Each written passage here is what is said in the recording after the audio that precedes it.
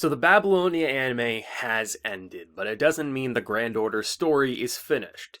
They've already confirmed that we are going to have Solomon's story being adapted. The final arc in Grand Order is being made into an anime, and the fact that they teased it within the Babylonia anime has me very hopeful that perhaps Cloverworks will be handling it. I know we're getting the Camelot movies, and that's all well and good, but Cloverworks has really proved themselves to be worthy of handling Fate anime, and I hope it's going to be them to handle this final battle. I've heard nothing but good things about this arc, and a lot of people were saying that they really hope they see this animated sooner rather than later, and it's going to be interesting to see what it's going to look like, whether it's going to be a TV anime, a movie, or what they're going to do with it. Hopefully TV anime. I really would like to see Cloverworks do another 2-core or however many episodes they need to do, but it's good to know that, I mean, it was pretty clear they're going to keep making more as much as they can, and even those previous arcs that a lot of people don't really enjoy all that much in terms of story, they can easily reflesh it out, add more content to make it more interesting for an anime. But as long as we get the biggest and best arcs, I'm gonna be a happy camper. Babylonia ended on a very peaceful note. Episode 21 was pure dialogue, simple moments, parting ways, hugs and tears, and a goodbye. That's what it was. And because this battle was so long, the fact that once it was over, we had time that we didn't have to rush to a goodbye. We didn't have to have 5 to 10 minutes of everyone getting in their goodbyes and then parting ways like most anime that basically just drag it out to the point that you're like, okay, you know, your final battle that was supposed to destroy the world wasn't all that menacing because you dealt with it in like 1 to 2 episodes, and in that same 1 to 2 episodes we're supposed to get our emotional goodbyes in. Yeah, I don't think so. Babylonia's like, hey, half the anime is gonna be the end game. And after that's all said and done, after you're like, holy shit, we won, we're going to give those characters some breathing room. So the characters that are still alive and kicking, or at least in spirit form, are going to be able to part ways with Fujimaru and Majuu. And that was a great feeling. It really, really was. I mean, this episode, it didn't do anything besides being goodbyes. That's literally all it was. But when the music really started kicking in and we really started part ways, it got me emotional. It got me feeling some things alongside these characters. When you look at the bonds that Fujimaru has crafted in this cast of characters, even like looking at the characters who didn't make it to this point, you look at all of them, from a big sister who's like, holy shit, she is a psychopath, to realizing that only someone like Fujimaru would ever see the true potential in her. Just, you have a Jaguar warrior who was so powerful that they couldn't even show her true potential in anime form, else the entire universe would shatter and break because she's that deadly. That girl started off on the craziest, most cliche note, but holy shit was I glad that she was in this show. And just all the little moments building up. I mean, Merlin being a fanboy is like one of the best parts of Babylonia, I think. Just the idea that it wasn't even specifically that he was coming down because he wanted to see the end of humanity. He just decided after all these stories, he's such a traveler like him that he's like, I just wanted to help favorite person. I don't really care about humans, but there's something about this Fujimaru fella.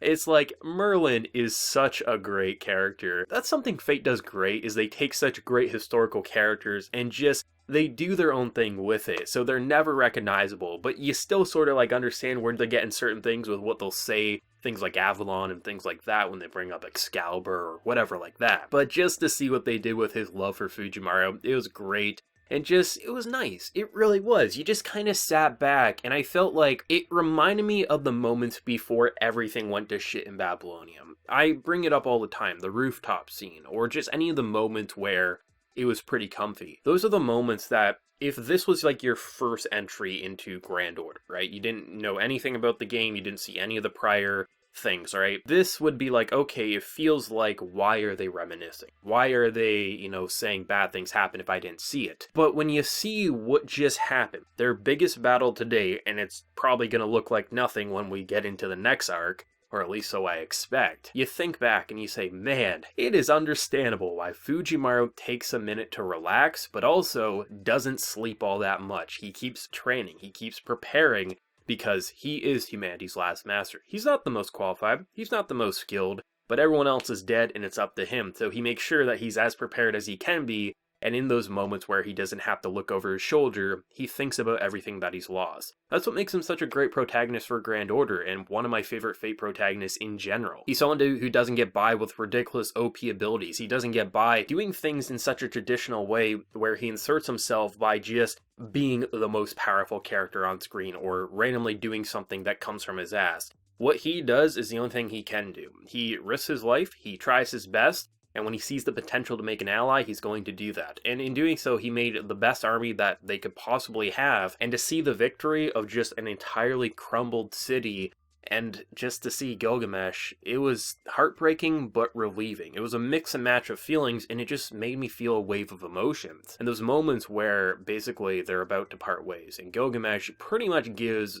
Fujimaru the prep talk of a lifetime. This man is looking at the flower that he was given, his final remembrance of those that he lost, and just to place it down, and how Gilgamesh is a character you never truly know what he's going to say to you, never truly know what he's going to feel, but there was no insult, there was nothing but respect for what he did. And the fact that there was some stragglers of Gilgamesh's people that decided to leave really does feel like it still was a victory, but it's hard to swallow that as a victory, but at the same time, had they not been there, it would have all been gone. So it's just this mix and match feelings. It makes you feel so many different things, and to have the time, literally 20 minutes dedicated to just a handful of characters that made it, whether in spiritual or their physical form, to be able to say goodbye, to have some tea, to reminisce, to have goofy moments, to have silly moments, and to have moments where they can cry. It was great. Not to mention they even snuck in some more of Gilgamesh's journey of what happened to him. A man dedicating his entire life for immortality after finding it, after receiving it, takes a bath in a general snake, takes it away, and all he can do is laugh. Because his entire life's work was gone in the blink of an eye, which is what woke him up in realizing why humanity is so great. You can lose everything, but still carry on and progress to a new destination. They didn't have to sneak that in, they didn't have to, but it makes it all the more impactful. That characters like Gilgamesh or Fujimaru, they aren't disposable with just like one random thought process or plot point, but they definitely matter in the long run. And it's weird to go out feeling like we're satisfied, that, you know, it felt like we won. There's a lot of destruction, most people lost their lives, but it felt like Babylonia was a success, that the culture and history could continue, and there was enough stragglers that they could do their own thing, restart their civilization. But then you also think about it and you think it's such a loss all at the same time. The underworld's going to take how many centuries to recover? What was the point if this is all that's happened? But in moments where Gilgamesh just looks at you, and where probably Fujimaru is thinking a lot of what the viewer watching is, he just inspires you to get up and smile and say, what did you think of my city? And it was fun. It's so great. It really is. It's such a weird feeling comparing how Babylonia ended to any of the other Fate anime, and the fact that it doesn't feel directly comparable outside of obviously Grand Order, that's what makes it so great, is that rather than following the basic template that Fate is known for, and that template has done wonders for many great shows, however, they did their own thing. They did their complete own thing that most people forget that they're actually here to grab a holy grail.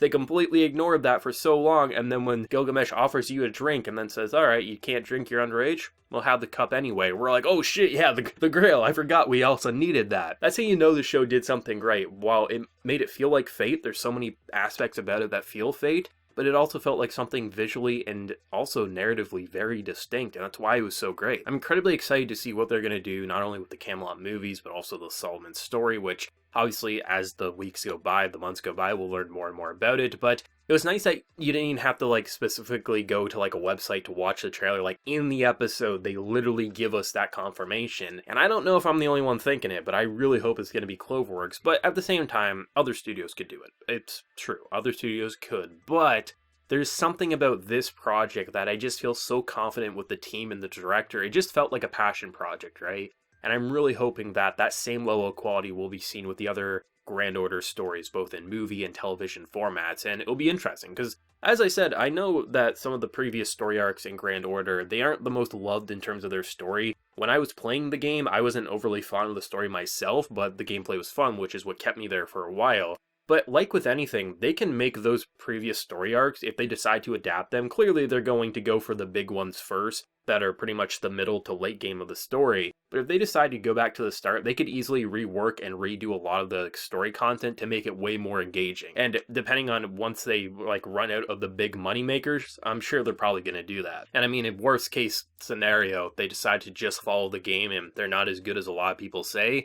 I mean, at the very least, the fight should probably look decent, so we'll have a few episodes in a season that are worth checking out. But it'll be interesting to see what they're going to do with future projects and what other studios and directors are going to put their hands into the Grand Order basket. But I mean, what else is there to say? It's a journey that's far from over, but at the same time, the journey that we just concluded was so great. But I mean, the fact that you get back and immediately you gotta go to your final boss, it's understandable why Fujimaru has sleepless nights and he has to work out because he realizes there's no rest for the wicked. What did everyone think? Game Players Anime Originals of the final episode of Fate Grand Order Babylonia? Do let me know down in the comment section below. If you enjoyed the video, be sure to drop a like. Remember to hit that subscribe button if you happy new around here. So until next time, everyone, please take care and have a good one.